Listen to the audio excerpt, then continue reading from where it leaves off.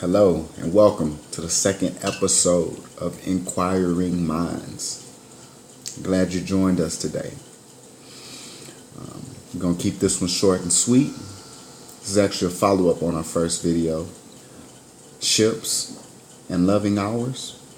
This is part 2, and it is called Ships, Sailing the Open Sea. See, one of the reasons the world appears to change so much is because of the amount of people in it. And it appears to change much because of the perceptions of the different people in it.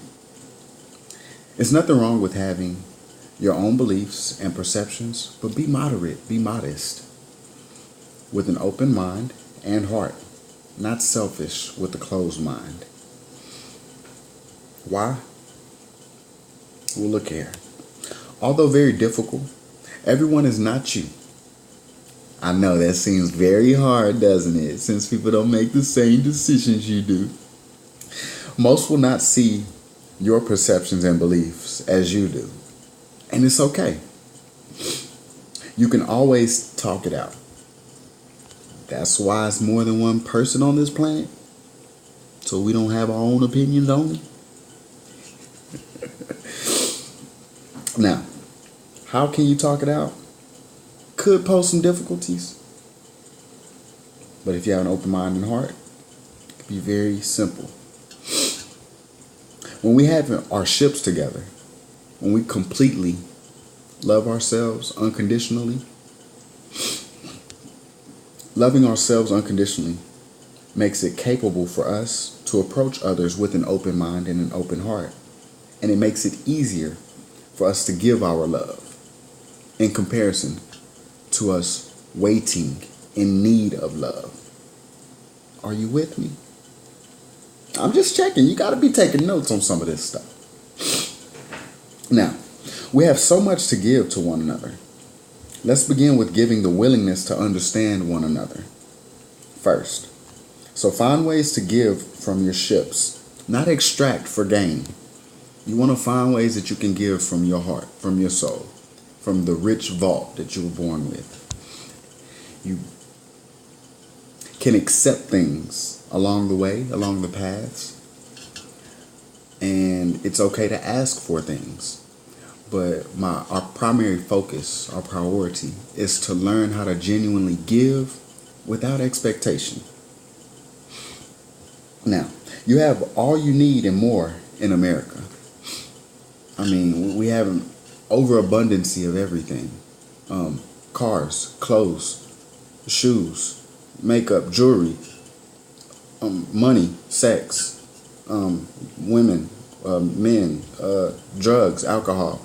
You have all these different choices, all these different avenues, venues you could take that basically we're provided with here in America excessively. To a point where I look at the rest of America and I'm like, hold on, how is it that we're the wealthiest country and every other country in this world, or almost every other country in this world, appears to be poor or close to it? So it gets me to thinking, like, those of us who are overly fed, overly spoiled, we must find a way to give back. Or we must find a way to stop complaining about the problems we bring upon ourselves because of our excessiveness and our gluttony, wanting more and more and more in all aspects of our lives. So remember, the priority is to want to give more and more, not to want more and more. I'll show you how you eliminate stress when you learn how to give more and more. Or should I say Buddha will. Now, I'll use a John F. Kennedy quote to describe what I mean. He says, "My fellow Americans, ask not what your country can do for you. Ask what you can do for your country." And I like that quote because the world appears to be changing because of the different peoples or people's ships, their ideas that are being opposed onto it. And although what you give is not always what you get, don't change what good you bring into the world and what good you bring to others. Life pays you on your own deeds attributed to the world and those in it. In this way, we are all taking responsibility for what we bring in this world, in this sea of love, in this sea of opportunities. It could be a sea of heaven or it could be a sea of hell. You have the choice to make. Now, bring to other ships and people love, respect, willingness to understand is what you can bring.